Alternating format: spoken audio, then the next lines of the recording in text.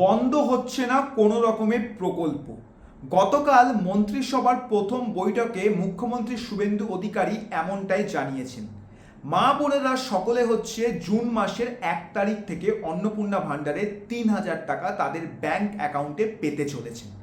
এখন এখানে প্রশ্ন হলো, মন্ত্রিসভার গতকালের বৈঠকে অন্নপূর্ণা ভাণ্ডার থেকে শুরু করে আমাদের আয়ুষ্মান কার্ড সমস্ত কিছু নিয়ে কথা বলা হয়েছে এবং মুখ্যমন্ত্রী এটাও আশ্বাস দিয়েছে পূর্ববর্তী সরকার, সেটা 30 বছর আগের হোক, 10 বছর আগের বা 1 মাস আগের, যাই প্রকল্প থাকুক না কেন, কোনো প্রকল্প বন্ধ হবে না, সমস্ত প্রকল্পই চালু থাকবে। শুধুমাত্র বর্তমানে সমস্ত প্রকল্পে আমাদের পূর্ববর্তী মুখ্যমন্ত্রী মমতা ব্যানার্জির কোনো রকমের ছবি থাকবে না।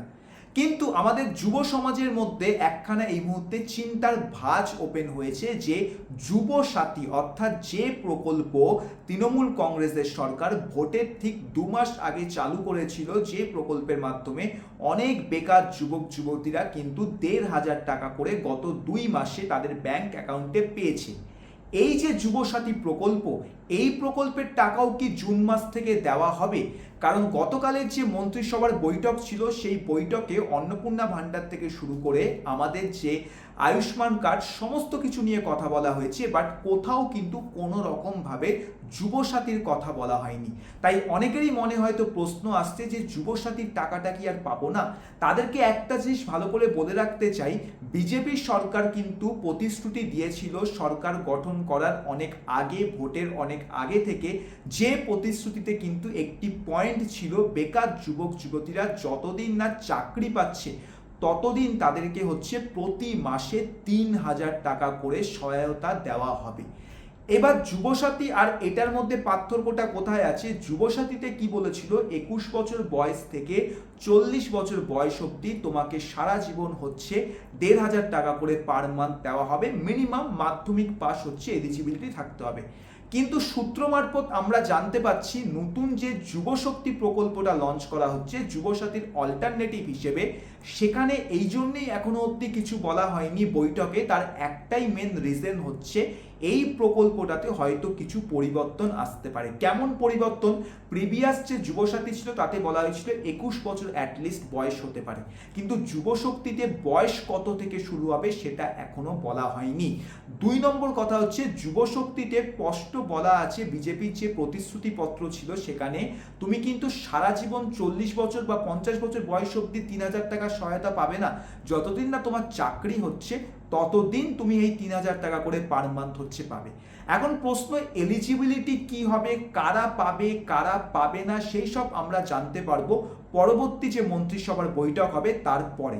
কিন্তু প্রশ্নটা হচ্ছে, এই প্রকল্পটা কি বন্ধ হয়ে যাবে, না এই প্রকল্পের টাকা আমরা অন্নপূর্ণা ভাণ্ডারের মতোই সামনের মাস থেকে পাবো? তো এখানে বলে রাখতে চাই একটাই কথা, মুখ্যমন্ত্রী কি বলেছিল সংবাদ মাধ্যমে, যে প্রিভিয়াস যত আমাদের প্রকল্প আছে সেই সমস্ত প্রকল্প চালু থাকবে, কোনো প্রকল্প বন্ধ হবে না। তাই নিশ্চিন্তে থাকো তোমরা প্রত্যেকে, যুবশক্তি প্রকল্পের টাকাও তোমরা সবাই পাবে। যারা অলরেডি পেয়েছিলে তারা হয়তো জুন মাস থেকেই তোমাদের ব্যাংক অ্যাকাউন্টে অলরেডি পেয়ে যেতে পারো, এর জন্য অবশ্যই ডিবিটি লিঙ্ক এনেবেল থাকতে হবে। আর যারা পাওনি তাদের জন্য হয়তো আবারও নতুন করে অ্যাপ্লিকেশন স্টার্ট হতে পারে। হয়তো এরকমও হতে পারে যে সবার জন্যই নতুন করে আবেদন স্টার্ট হচ্ছে, কারণ আমাদের অনেকে এরকমও আছে যাদের হয়তো এই টাকাটার দরকার নেই, কিন্তু তারপরে সেই টাকাটার জন্য তারা অ্যাপ্লাই করেছিল, পেয়েছিল। তো এরকম সবাই তো পাবে না। যাদের ভোটার লিস্ট থেকে নাম বাদ গেছে তারাও টাকা পেয়েছিল, তারাও কিন্তু আগামী দিনে যুবশক্তির টাকা পাবে না। তো নতুন করে অ্যাপ্লাই হবে না, তোমার হচ্ছে অলরেডি যারা পেয়ে এসেছে তাদের অ্যাকাউন্টে 3,000 টাকা করে হচ্ছে সামনের মাস থেকে ঢুকবে। সেই সব কিছু আমরা আগামী যে মন্ত্রিসভার বৈঠক আর 1 সপ্তাহের মধ্যেই, কিছুদিনের মধ্যেই হবে, তারপরে কিন্তু আমরা ভালোভাবে জানতে পারবো। ততক্ষণের মধ্যে কোনো কিছু কিন্তু প্রেডিকশন করা যাবে না। আর মোস্ট ইম্পর্টেন্ট, ফেসবুক বিভিন্ন জায়গায় বিভিন্ন স্ক্রিনশট দেখবে যে 3,000 টাকা অলরেডি ক্রেডিট হয়ে গেছে, এগুলো সমস্ত কিন্তু ফেক। তাই এই ফেক পাদে কিন্তু কেউ পা দেবে না, এটা ভালো করে মনে রাখবে। এরকমই সমস্ত আপডেট সবার আগে পাওয়ার জন্য, অথেন্টিক আপডেটের জন্য আমাদের এই ইউটিউব চ্যানেলটাকে সাবস্ক্রাইব করে পাশে থাকা বেল আইকনটিকে তোমরা প্রত্যেকে প্রেস করে দাও।